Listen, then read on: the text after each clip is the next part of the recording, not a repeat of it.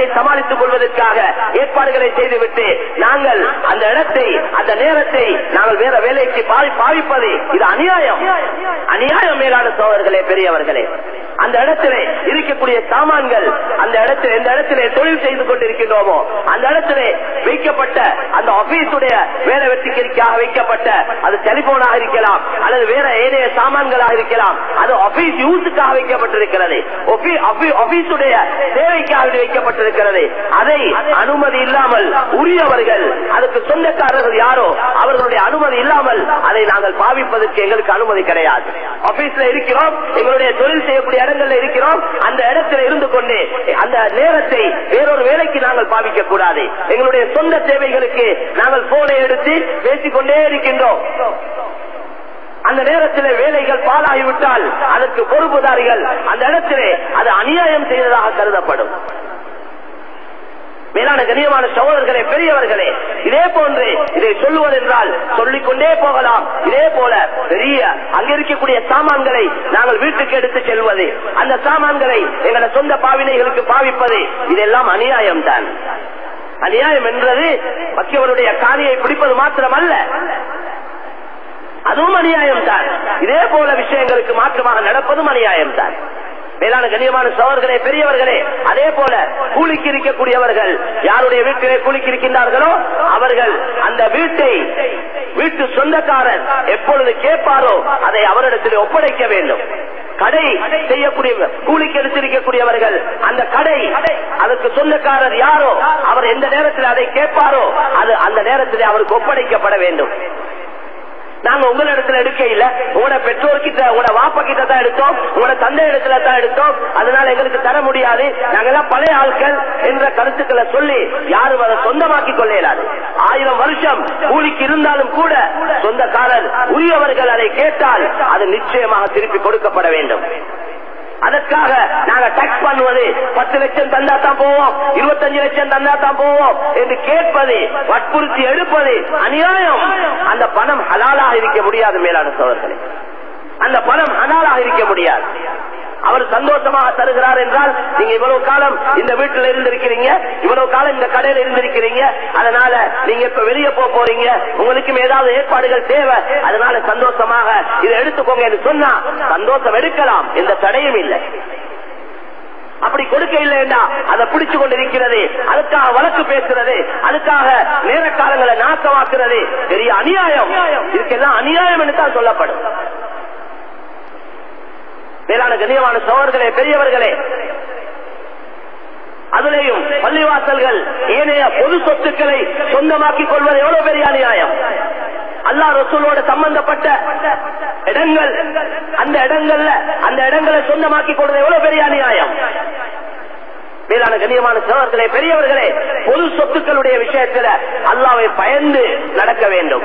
பொதுவாக அல்லாஹ்வை பயப்பட வேண்டும். அதுல பொது சொத்துக்களுடைய விஷயத்துல மிக அல்லாஹ்வை பயப்பட வேண்டும். இன்று எங்களுக்கு முன்னால வாழ்ந்தவர்கள் நல்ல மக்கள், சமுதாயத்துக்காக, உம்மத்துக்காக, முஸ்லிம்களுக்காக, இஸ்லாத்துக்காக எவ்வளவோ அவருடைய காணிகளை, இடங்களை அவர்கள் பொதுவாக அல்லாஹ் ரசூலுக்காக கொடுத்து விட்டு சென்ற அந்த சொத்துக்களை எங்களால் பாதுகாக்கவும் முடியாது. ஸ்கூலுக்கு கொடுக்கப்பட்ட, பாடசாலைகளுக்கு கொடுக்கப்பட்ட இடங்கள், மஸ்ஜிதுகளுக்கு கொடுக்கப்பட்ட இடங்கள், மதரசாக்களுக்கு கொடுக்கப்பட்ட இடங்கள், அல்லது ஏனைய பொது இடங்களுக்கு சமுதாயத்துடைய நலவுக்காக கொடுக்கப்பட்ட இடங்கள், அந்த இடங்களை பிடிக்கிறது, அதை சொந்தமாக்கிக் கொள்வது. கபருஸ்தானுக்கு கொடுக்கப்பட்ட இடங்கள், கபருக்கு என்று ஒதுக்கப்பட்ட இடங்களை சொந்தமாக்கிக் கொண்டவர்கள் ஏராளம். அவர்கள் அல்லாஹ்வை பயப்பட வேண்டும். அல்லாஹ் தஆலா தண்டிப்பான். அவனுடைய தண்டனை தாமதமாகத்தான் வரும், உடனடியாக வராது. தாமதமாகத்தான் வரும், உடனடியாக வராது. وَلَوْ يُؤَاخِذُ اللَّهُ النَّاسَ بِظُلْمِهِمْ مَا تَرَكَ عَلَيْهَا مِنْ دَابَّةٍ. மக்கள் செய்யக்கூடிய அநியாயங்களுக்கு, மக்கள் செய்யக்கூடிய இந்த குற்றங்களுக்கு தண்டனைகளை, இந்த அநியாயங்களுக்குள்ள தண்டனைகளை நாங்கள் உடனடியாக கொடுத்தால், அந்தந்த நேரத்தில் கொடுத்தால் இந்த உலகத்தில் யாரும் இருக்க மாட்டார்கள், இந்த மிருகங்களும் இருக்காது என்று அல்லாஹ் குர்ஆன்ல சொல்றார். வலக்கின் யுஅخிருஹும் இலா அஜலின் முஸம்மா. நாங்க அவர்களுடைய மௌத்து வரும் வரைக்கும், அவருடைய தவணை வரும் வரைக்கும் அவர்களை தள்ளி போட்டிருக்கிறோம், சந்தர்ப்பங்கள் கொடுத்திருக்கிறோம். மேலான கண்ணியமான சகோதரர்களே, பெரியவர்களே, அதனால தான் அநியாயம் செய்யக்கூடியவர்கள் சந்தோஷமாக அநியாயத்தையும் செய்துவிட்டு பெருமை கலைத்துக் கொண்டிருக்கின்றார்கள். செய்த அநியாயத்தை செஞ்சு அதை பெருமையா பேசுறாங்க. யாருக்காவது அடிச்சு, யாரையாவது நோவிச்சு, யாரையாவது கப்பாங்க எடுத்து மோசடிய செஞ்சு அதை பெருமையா பேசுறவங்க எவ்வளவு பேர். அவர்கள் அல்லாஹ்வை பயப்பட வேண்டும் மேலான சோதர்களே. எனவே காணி, இடங்கள், ஏனைய பொது சொத்துக்கள் இதெல்லாம் அமானிதம். யாரு பொது சொத்துக்கள கவனம் செலுத்துவாங்களோ, அதுல பேணுதலாக இருப்பாங்களோ, அல்லாஹ் அவங்களோட வாழ்க்கையில பரக்கத் செய்வான். அல்லாஹ் அவங்களோட வாழ்க்கையில பரக்கத் செய்வான். பொது சொத்துக்கள் எடுத்து அல்லது மற்றவருடைய ஹக்கை எடுத்து அவங்களோட மனைவி மக்களுக்கு கொடுப்பாங்கன்னா அவங்க நெருப்ப சாப்பிட கொடுக்கிறாங்க. அனாதைகளுடைய சொத்துக்கள் அல்லாஹ் குர்ஆன்ல சொல்றான், யார் அனாதைகளுடைய சொத்துக்களை சாப்பிடுறாங்களோ அவர்கள் அவருடைய வயிற்றிலே நெருப்பை போட்டுக் கொண்டிருக்கின்றார்கள். இன்னமா யாக்குலூன ஃபீ புத்தூனிஹிம் நாரா. அவர்கள் நெருப்பை சாப்பிட்டுக் கொண்டிருக்கின்றார்கள்.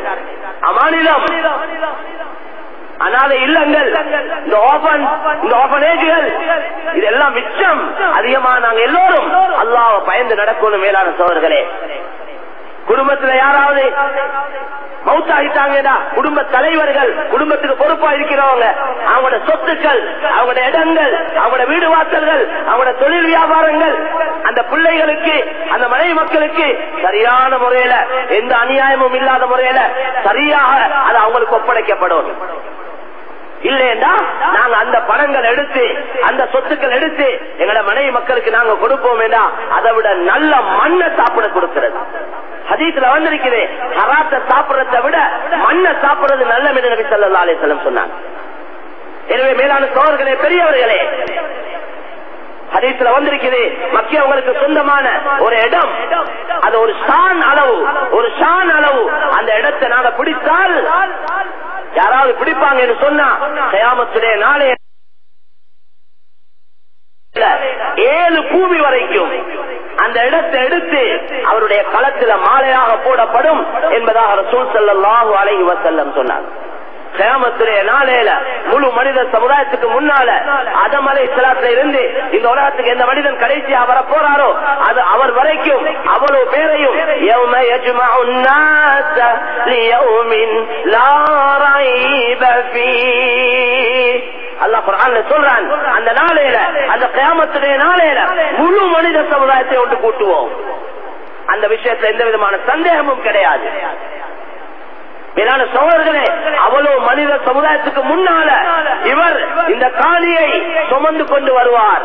அந்த காணி அவருடைய களத்துல மாலையாக போடப்பட்ட நிலைமையில வருவார். எவ்வளவு பெரிய கேவலம்! ஒட்டகத்தை களவெடுத்தவன் அவன் ஒட்டகத்தை சுமந்து கொண்டு கியாமத்துடைய நாளையில முழு மனித சமுதாயத்துக்கு முன்னால அந்த ஒட்டகம் கத்திக் கொண்டிருக்கும் அந்த நிலைமையில வருவான் என்றாங்க நபி ஸல்லல்லாஹு அலைஹி வஸல்லம். மாட்டை களவெடுத்தவன், ஆட்டை களவெடுத்தவன் ஒவ்வொன்றா குறிப்பிட்டு ரசூல் ஸல்லல்லாஹு அலைஹி வஸல்லம் சொன்னாங்க, இந்த ஒவ்வொரு மிருகத்தையும் யாரையாவது அநியாயமாக எடுத்திருந்தால் அதை